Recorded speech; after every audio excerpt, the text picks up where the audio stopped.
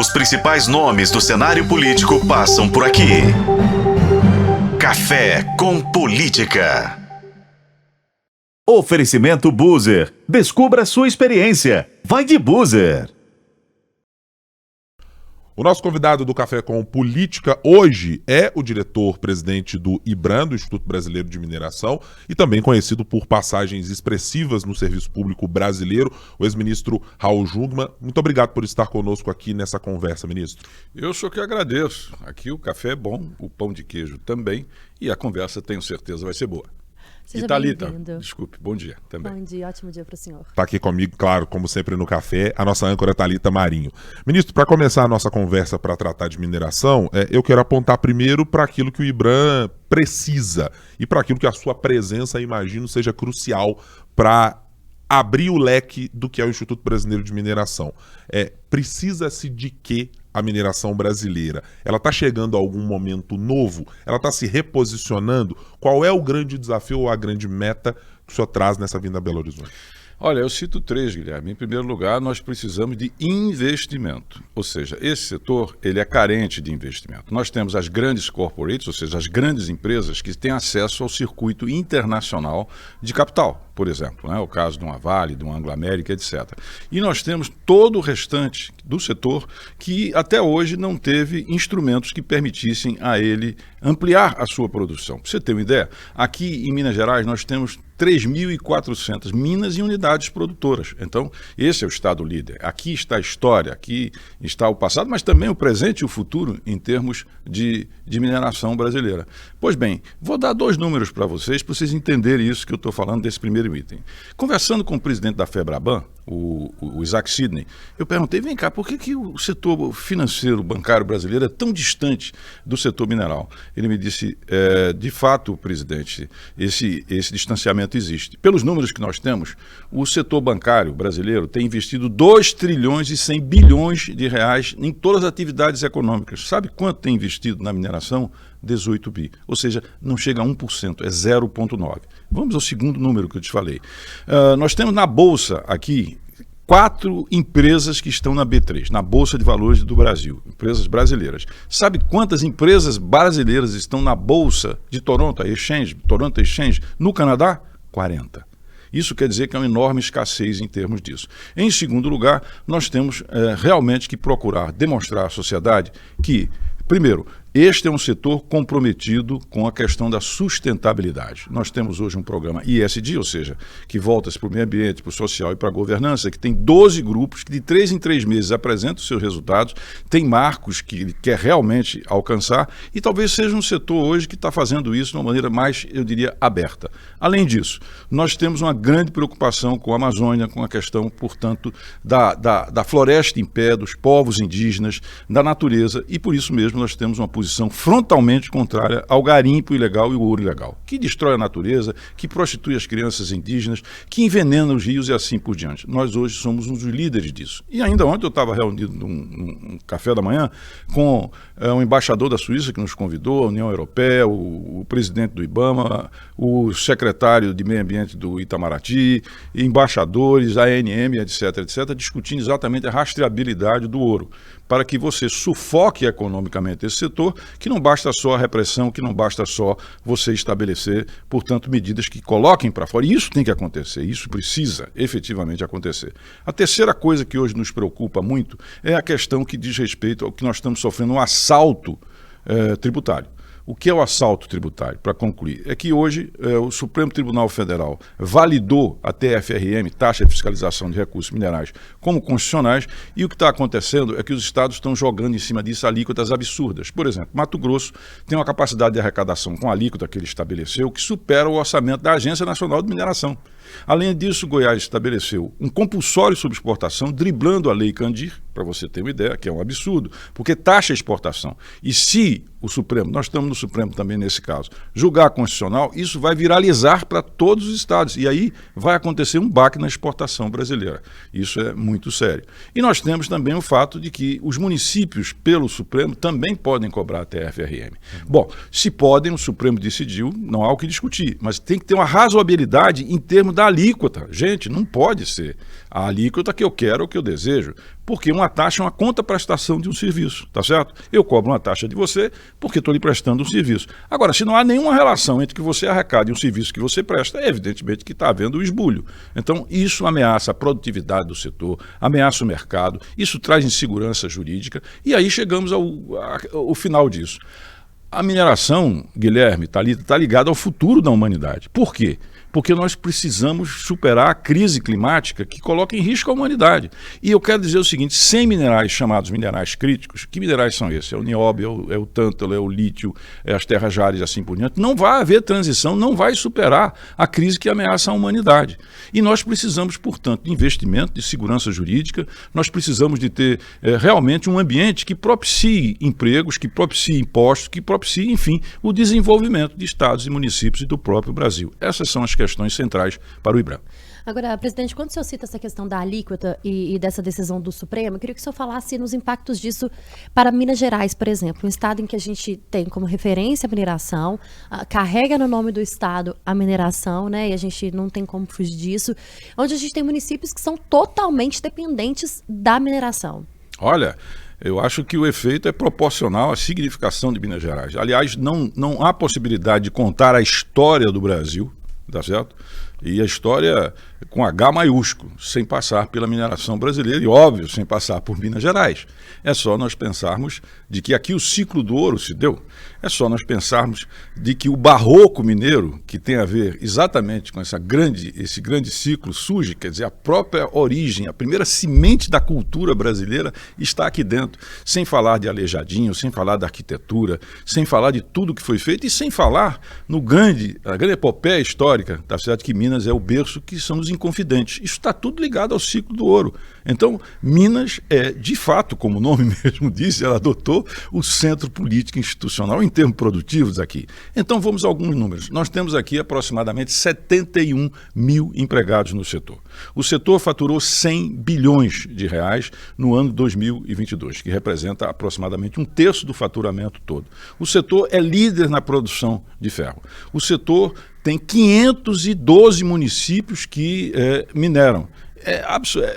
Aproximadamente 50%, 60% de todos os municípios que você tem aqui, né? Você tem lá dentro. Então, você imaginar esse desinvestimento, há uma perspectiva de você ter, por exemplo, investimentos no setor, você tem uma previsão de 11,4 bilhões em 2023 e 2027. O que você acha que vai acontecer se nós tivermos insegurança jurídica, se nós tivermos exatamente a total perda de razoabilidade, né, em termos do setor? Porque você vai matar a galinha dos ovos de ouro. E aqui, sem sombra de dúvida, é esse setor. Por isso eu diria que é preciso, e por isso nós estamos, eu, por exemplo, amanhã vou me encontrar com 3 ministros do Supremo, estou fazendo um roadshow, conversando com todos eles lá, exatamente para dizer o seguinte, olha, que se taxe, é constitucional, nós reconhecemos, agora, ou tem razoabilidade, ou então, isso é uma ameaça para todo o setor e, evidentemente, verticalmente sobre esse belíssimo estado de Minas Gerais. Ministro, deixa eu explorar aqui uma interface que o senhor conhece muito bem pela presença que já teve no governo federal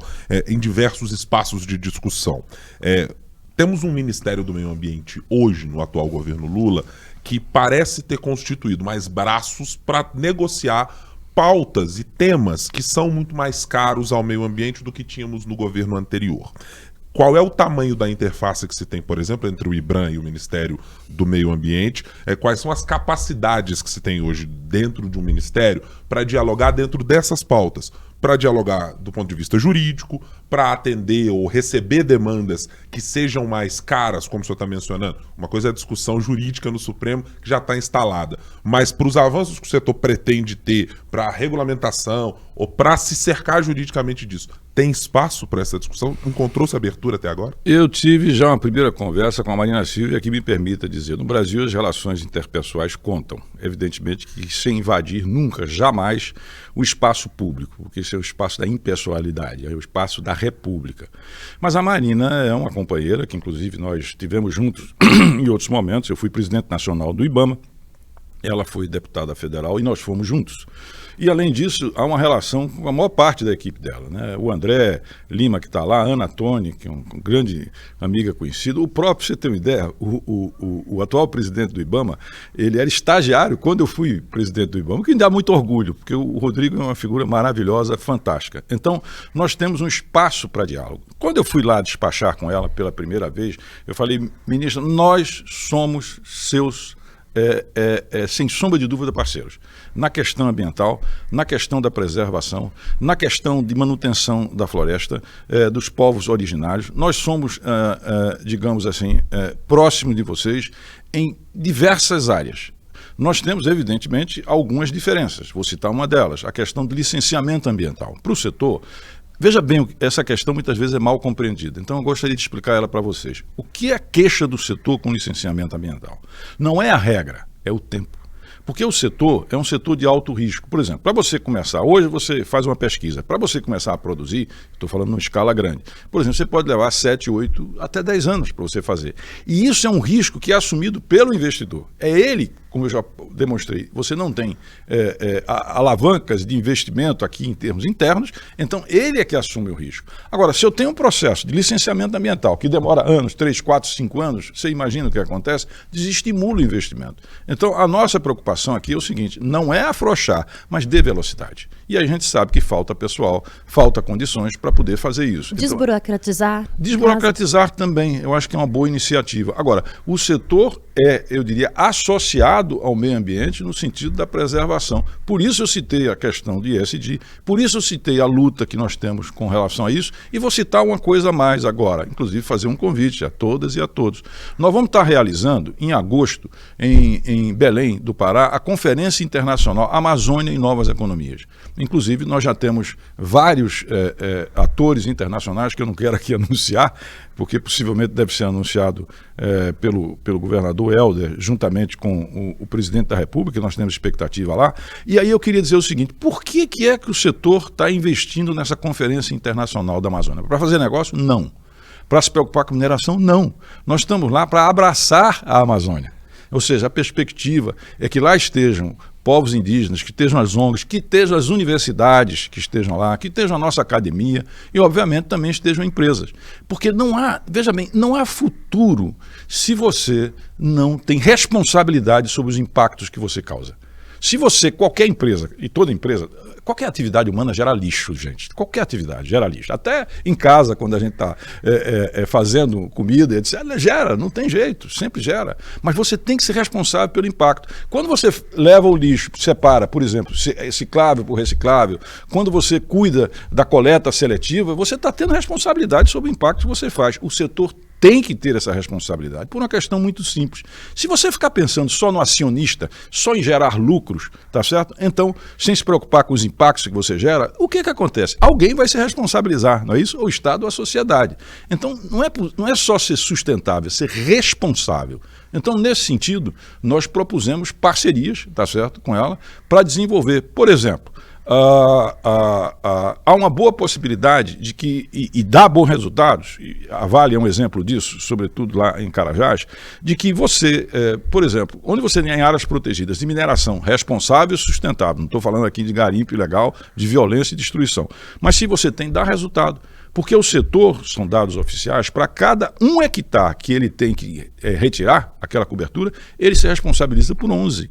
Então, isso são fatores que estão sendo colocados. E mais uma coisa, gente, você sabe qual é o espaço que a mineração ocupa no Brasil? 0,2%.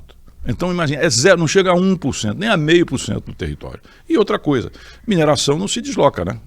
Como ela não é renovável, ela fica num canto só. Tá certo? Ela não sai, muitas vezes, migrando para outras áreas. Então, a nossa relação é o seguinte, nós queremos ter todo tipo de parcerias, nós queremos ser abertos, nós queremos ser transparentes, nós trimestralmente apresentamos as nossas metas, tá certo?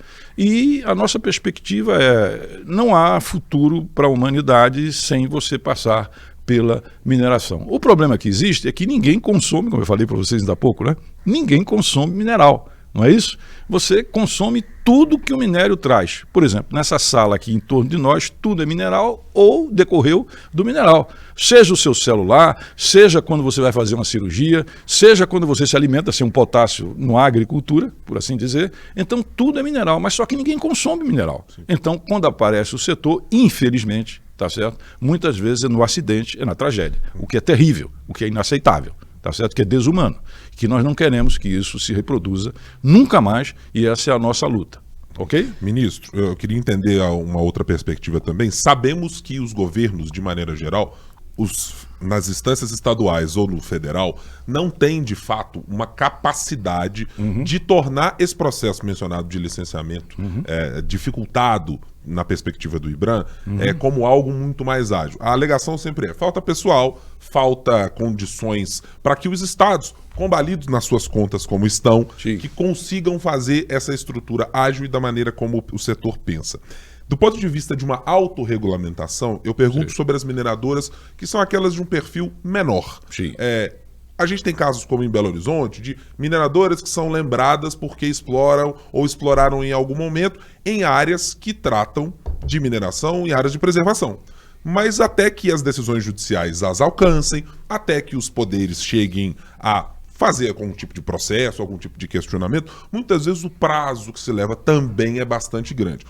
O IBRAM e as empresas a ele associadas pensam de alguma maneira em ou criar ou aprimorar autorregulamentações que permitam ao setor também punir essas pessoas para que a imagem global não seja também transformada no padrão quando elas podem eventualmente ser em um estado ou outro isoladas? Excelente pergunta, Guilherme. E a gente tem aí um problema, que é o seguinte: eu falava ainda há pouco das grandes empresas, as corporates, as multinacionais, nossas que estão lá fora e lá fora que estão aqui dentro, e são muitas. E existem também grandes, por exemplo, assim, nacional. Mas a verdade é que a gente não sabe, veja bem, eu sou presidente do IBRAM, a gente não sabe quanto você tem, de fato, em termos de mineradoras no país. Você não sabe. Por quê? Nós não temos sequer um anuário. Aí vem a fragilidade do órgão, no caso especificamente a ANM. Não do seu pessoal, mas a verdade é que ela é praticamente sufocada pela economia, que, por exemplo, não repassa a CEFEM que deveria passar. Então eles estão, inclusive, em greve, nesse preciso momento, por melhoria salarial e também porque o corpo, a força de trabalho já está muito, digamos, antiga, para não falar outra coisa. Então, olha só, nós não temos isso. Aliás, posso falar também aqui para vocês uma coisa que eu, quando cheguei, disse: puxa, que setor, tem umas coisas assim surpreendentes. Uma delas, por exemplo, não há uma história da mineração brasileira. Eu convido o nosso ouvinte, tá certo? Que aqui em Minas, então, eu acho que é o grande repositório da cultura e da história da mineração no Brasil, a me dizer aonde está uma história da mineração do Brasil. Agora, você não conta a história do Brasil sem falar na mineração. Talvez pessoas isoladamente em Minas, cidades, né? saibam. Não, você tem ensaios, você tem cidades, você tem textos, Thalita, você tem uma série de coisas, mas você não tem. Se você quiser a história da educação brasileira, eu te digo vários que você pode dizer. Se você quiser, por exemplo, da diplomacia brasileira, o Recupero fez um livro maravilhoso, desde a independência até o presente que nós temos. Se você quiser da indústria, então nem se fala. Acho que você tem bibliotecas. E por que você não tem na mineração? Porque é baixa a interação da mineração com a academia. Tá certo? Ou seja, com a academia tem, por exemplo, em Ouro Preto, aqui e em outras cidades, você tem maravilhosos centros de formação técnicos sobre mineração, mas não que tragam uma visão histórica, sociológica, política, por exemplo, do setor. O que é algo que a gente tem que parar e refletir. Então, voltando para o seu tema, são 7 mil? São 14 mil? É uma questão em aberto. E esse eu chamo de os nossos invisíveis. Os nossos invisíveis. Tá certo? Por que eles são invisíveis? Porque, em grande medida, a grande mineradora ela tem voice, como se diz, né, no inglês, voice. Elas se fazem ouvir. E as outras que não se fazem? Então a gente, veja só a dificuldade, eu tenho que desenvolver uma agenda para os invisíveis, para aqueles que eu não conheço. Tá certo? E nós precisamos incrementar isso. Precisamos incrementar. Agora, você só faz política, gente, política pública, eu estou falando, com dado e com informação. Então, eu preciso produzir isso. Por isso, o Paulo, ele já está comprometido e vai entregar, tá certo? Senão, ele vai pagar, tá certo? Vai pagar um preço, juros e correção. Na defesa, ele diz, paga 40. Ir para o chão e fazer o marinheiro. Então, ele vai ter que pagar. Por quê? Porque a gente precisa ter um anuário. Então, a gente vai começar a saber efetivamente como é isso. Com a USP, a gente desenvolveu uma plataforma que eu considero um ovo de Colombo, porque ela permite separar o ouro legal do ouro legal na sua origem. Vocês sabiam onde é a lavanderia do ouro legal no Brasil? DTVMs, Distribuidora de Títulos e Valores Imobiliários. Por isso nós fomos do Banco Central, por isso nós fomos da Receita Federal, por isso nós peticionamos exatamente pelo fim da boa-fé, pela questão especificamente da nota fiscal eletrônica. Nós entramos com um pedido de verificação na CVM, junto com a sociedade, o Instituto Escolhas, o Instituto Socioambiental e tal, para pedir investigação sobre elas, demonstrando claramente qual é o posicionamento do setor. Mas, gente, nós precisamos ter uma pauta para esse universo. Agora, Desculpa para concluir... Ministro, você acha que isso, esse especificamente, tratando da rastreabilidade dessa posição do IBRAM, isso tem potencial de gerar mudanças significativas nesse garimpo ilegal, no curto prazo? Gente, eu não tenho a menor sombra de dúvida. Sabe por quê? Porque eu fui na Suíça, tá certo? E a Suíça é o maior comprador de ouro que nós temos. Aliás, no mundo. É imenso o que eles compram. Eles compram 33 toneladas. Nossa. Bom, primeiro deixa eu dizer o seguinte. O Brasil produz 102 toneladas de ouro. Metade disso, 51, é tido como ilegal. E isso tem uma destruição, mas é terrível, inclusive da imagem do Brasil. Vocês viram a tragédia de Yanomami? Aquela tragédia terrível que aconteceu lá dentro. Agora, esse é um problema de massa, porque, por exemplo, só no estado do Pará, me disse o secretário lá, ele estima que tem 90 mil garimpeiros, entre legais e ilegais. Então, junto com a USP, né, nós estamos patrocinando, e com a WWF, que ajudou muito, Igarapé, etc., uma plataforma que permite, Thalita, que você saiba quando o ouro é legal e ilegal. Tá certo? Então, e ele é realmente muito preciso. É feito através da plataforma, é feito digital. E nós fomos aos suíços, que compram 70% da exportação do Brasil para a Suíça é ouro. Então, é evidente, se eu tenho metade aqui que é ilegal, e é o ouro de sangue, por assim dizer, que destrói, que faz aquele horror que vocês veem, a gente tem contato. Então, pedimos a ele o quê? Que adotassem a plataforma da USP. Ou seja, quando fosse comprar, e por que a plataforma é sensacional? Vou explicar rapidinho para vocês. Vale a pena essa possibilidade. Olha só, vamos supor que a Thalita, dá certo? No quintal de casa descobriu que tem ouro. Que coisa fantástica. Parabéns, Thalita. Grande conquista. Agora eu quero te sugerir duas coisas. Primeiro, registre na ANM, porque o subsolo pertence à União, pertence ao povo brasileiro, não pertence a você. A superfície é sua, tudo bem, mas embaixo é da União. Então, eu diria, se registre na ANM. A segunda coisa é o seguinte, procure uma segurança, porque se vaza esse dado, você está complicado. Mas isso é uma brincadeira. Então, olha só, se qualquer pessoa, empresa, banco, porque o ouro, Thalita, é um cluster gigantesco. Os bancos centrais compram ouro. Os bancos compram ouro. Por quê? Porque o ouro é a reserva em última instância de valor. Então, quando você tem crise, como por exemplo na Covid, não basta. Primeiro o dólar. Fica realmente muito procurado, e moedas fortes. Depois é o ouro, é a reserva em última instância. Então, existem quantidades imensas de ouro nos bancos centrais, nos bancos privados, mas as joalharias também, as relojarias também o fazem, e a tecnologia que precisa do ouro. Então, o ouro, gente, é um cluster imenso que você tem. E nós temos que reduzir a ilegalidade. Então, olha só, se eu vou vender um ouro para Thalita, tá certo? Aí a Thalita chega para mim e diz, olha, procura a USP, a plataforma, programa de compra responsável de ouro. Quando chegar na USP, a primeira coisa que vão pedir a mim, né, vai ser o seguinte, o seu registro na ANM. Porque todos têm que se registrar. Agora, presta atenção no número que eu vou te dar. Eu falei que tem 90 mil garimpeiros legais ou ilegais, pelo menos a estimativa do secretário do Pará. Não é? Então eu posso extrapolar e dizer que tem o quê? 300, 400, 500 mil na Amazônia, não é isso? Agora você sabe quantas permissões de lavra garimpeira tem? Presta atenção nesse número, tá? Veja o número que eu coloquei. E isso me dito pelo presidente da ANM, aliás, de novo ontem, no almoço que a gente tinha. Sabe quantas tem? Thalita, 2.300. Percebeu? Então, na hora em que eu exigir que você tenha a permissão, gente, eu botei 98%, 99% fora. Percebeu? Porque só tem 2.300. Então, se todo comprador de ouro, se todo vendedor de ouro fosse obrigado, no momento mesmo da transação, e é isso que a gente pediu ao Banco Central, é isso que a gente pediu, eu tive lá no Ministério da Soninha Guajajara, dos povos originários, colocando isso a gente colocou para a ANM, eu já tive 3 reuniões com o presidente do Banco Central, exatamente sobre isso, seguinte, olha, é simples, pede isso, porque se não tem, amigo, então saia fora, porque isso ou é irregular, quem precisa fazer uma diferença, ou ilegal. Sim. Então não tem por que você ir por aí.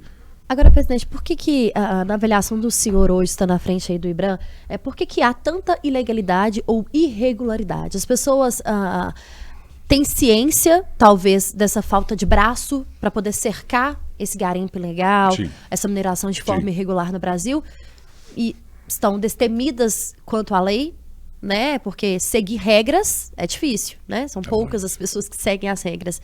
Mas essa falta de fiscalização, essa falta de entendimento, às vezes até essa falta de proporção de fato do que tem o Brasil hoje, é um facilitador ou incentivador da irregularidade?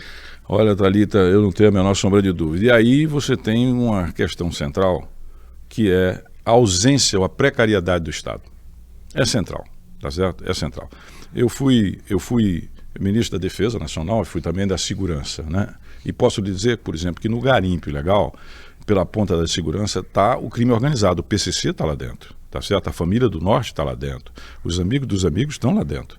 E eles fazem lavagem de dinheiro, tráfico de escrava branca e o que vocês imaginarem. E tráfico também, associado a esse setor. Agora, o que é que nós temos? Uma imensa carência, né? E vou dar 2 dados para a gente entender o que desafio que representa. O Brasil tem a 3ª maior fronteira do mundo, são 17 mil quilômetros. Sabe o que quer dizer isso?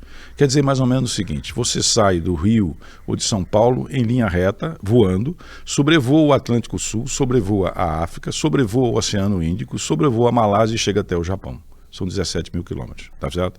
Então, o outro dado, nós temos, dos 10 países que nós fazemos fronteira na América do Sul, 4 são dos maiores produtores globais de drogas. Eu estou falando da Colômbia, eu estou falando do Peru, eu estou falando do Paraguai, eu estou falando... o que é que eu esqueci? Bolívia, Peru, Paraguai... Eu só não tinha mencionado a Bolívia. Então, veja, e além disso, a maior bacia hidrográfica do mundo vem dos Andes, descendo e vai até o mar. Ou seja, são milhares de canais, de igarapés, de rios e riachos para você levar. E você tem uma profunda... Para você ter uma ideia, né? Há um estudo feito pelo Fórum Brasileiro de Segurança que demonstra que, se você fizer uma comparação entre a polícia, o efetivo da polícia da Amazônia... A Amazônia no Brasil tem 5 milhões de quilômetros quadrados, não é brincadeira, tá certo? E com São Paulo, que é muito menor, é uma proporção praticamente de 8:1. Ou seja, você tem, para cada um policial que você tem na Amazônia, por assim dizer, você tem 8, né, em São Paulo. Então, este é um problema imenso, né? E o problema da pouca ausência do Estado. É uma cadeia de problemas. É uma enorme cadeia de problemas. É uma imensa cadeia de problemas. O Brasil, e também porque o Brasil não tem projeto para a Amazônia. Isso é uma questão de fundo. Porque quando a gente fala dessa questão toda, a gente tem que pensar que muitas pessoas entram nisso vulneráveis, por vulnerabilidade, tá certo? Então é uma questão de emprego e renda. O Brasil precisa ter um projeto de desenvolvimento sustentável para a Amazônia. Agora, qual é o problema? Não pode ser esse projeto o que nós temos aqui, do lado de cá. Porque não dá para levar a indústria, como a gente tem aqui para lá. Não tem como fazer. Então, por isso, essa conferência, que é a Amazônia e Novas Economias. Economia circular, economia descarbonizada, economia voltada para a sustentabilidade, é isso que você tem que produzir. Porque senão a gente vai ter dificuldades cada vez crescentes. Lembrando sempre, gente, o que está em jogo aí é a humanidade. Tá certo? É os nossos filhos e netos. Nada mais vergonhoso, nada mais imoral do que entregar para futuras gerações uma natureza degradada, pior do que a gente recebeu. A gente tem que ter esse compromisso. Antes de encerrarmos, ministro, queria 2 considerações rápidas do senhor sobre o ponto de vista do setor. O primeiro, do que está desenhado nesse momento até esses 6 primeiros meses, de governo federal. Tá. Temos arcabouço fiscal, temos discussões sobre reforma tributária e outras que virão, que estão desenhadas pelo Ministério da Fazenda. E outra é do ponto de vista de perspectivas internacionais. Sempre se fala em, olha, boom de commodities, na possibilidade que economias globais mirem de alguma maneira as commodities e isso se torne um atrativo. Nesses 2 aspectos, ou nessas 2 facetas, qual é a percepção que o IBRAM tem do que temos? Guilherme, a guerra Rússia-Ucrânia reestruturou todas as cadeias de valor no mundo. Presta atenção. E hoje você tem uma disputa tremenda entre China e Rússia, entre China e Estados Unidos, que divide o mundo. Presta atenção. Este conflito desestruturou e está reestruturando todas as cadeias de valor. Todas elas estão reestruturando. E o Brasil é um país grande, democrático, que tem estabilidade e que tem um potencial. Nós somos o quê? Essencialmente hoje, nós somos exportadores de proteínas, tá certo? E de minérios, é o que nós somos. Então o mundo todo está olhando para cá, gente. O mundo inteiro está olhando para cá. Não é por acaso que a GM veio conversar, Não é por acaso que a Anfávia quer conversar. Eu tive com o Atlantic Council nos Estados Unidos e é a mesma... Olha, vocês são a bola da vez. Nós somos a bola da vez. Agora, eu tive com o vice-presidente da República propondo, nós precisamos de uma política mineral. E mais do que uma política mineral, precisamos de uma política nacional para minerais críticos, gente. Está todo mundo querendo participar disso aqui. Tá certo? Então, nós precisamos de investimento. É isso que, inclusive, nós queremos levar ao presidente Lula uma proposta, levar o setor e levar uma proposta para ele. Olha, nós temos um potencial de investimento nos próximos 4 anos de 50 bilhões de dólares. 11,4 aqui. Mas isso pode aumentar e muito, se tiver os mecanismos necessários para esse setor. Tá certo? Agora, voltando um pedacinho da sua pergunta anterior, eu entendo o seguinte, que você estava falando, não, existem certo desvio. Olha, cometeu desvios, seja responsável por isso. Ou seja, o setor não vai passar pano com relação a essas coisas. Queremos buscar efetivamente a verdade, nós não vamos criminalizar quem quer ninguém, mas nós não temos compromisso com o erro. E nós entendemos que esse é um setor que autenticamente, que realmente com coerência busca a sustentabilidade, geração de emprego, de renda e investimento. Mas sabendo que sem natureza não há lugar para ninguém no futuro. Presidente, só para a gente encerrar, eu queria que o senhor falasse sobre a imagem que as pessoas têm da mineração e a imagem que o senhor gostaria que as pessoas tivessem no futuro próximo. As pessoas não consomem minerais. A gente falava aqui antes que quando você tem, por exemplo, um desastre aéreo, ou quando você tem que aconteceu esse horror que aconteceu na Índia com os trens, a gente fica muito pesaroso, porque são vidas que a gente perdeu. Aquilo choca a gente. Mas as pessoas usam trens, as pessoas usam aviões. As pessoas não usam minério, a não ser indiretamente. Então ela não sabe que a qualidade de vida, que a própria civilização depende disso. O que é que eu queria que acontecesse? O que eu queria que acontecesse é que houvesse uma redução dessa simetria, houvesse um casamento de imagem, que as pessoas entendessem duas coisas. Primeiro, que sem minério não há vida confortável, não há civilização, não há saúde, não há educação, não há agricultura, não há alimentação, já que o minério está em tudo. E segundo lugar, que o setor fosse visto como um setor sustentável e responsável. Sobretudo isso, que é esse o rumo que a gente procura, sabendo que muitas vezes isso tende a não ocorrer em alguns setores, ou enfim, em algumas empresas, mas que nós queremos e o setor ruma nessa direção. E eu tenho certeza que ele faz isso com solidez e com conhecimento do que está buscando. Diretor-presidente do Instituto Brasileiro de Mineração e ex-ministro Raul Jungmann, muito obrigado por estar conosco aqui na nossa FM O Tempo. Uma conversa dessa, ainda regada a um bom café e um pão de queijo em Minas Gerais, olha, sou eu que tenho que agradecer, cara. Tá ótimo. E garantimos que ainda tem pão de queijo depois, tá? Ainda tem pão de queijo, então vamos encerrar isso aqui. E já fazemos o convite para sempre que o senhor estiver por aqui, para que o senhor converse com a gente aqui na FM O Tempo. É sempre um prazer receber o senhor, falar sobre um tema tão importante. E os nossos microfones estão abertos aqui, viu? Thalita, a primeira vez a gente nunca esquece, essa foi ótima. Vocês são ótimos entrevistadores, me senti muito bem. Muitíssimo obrigado para vocês. E um abraço a todas e a todas que nos ouvem aqui. Os principais nomes do cenário político passam por aqui. Café com Política. Oferecimento Boozer. Descubra sua experiência. Vai de Boozer.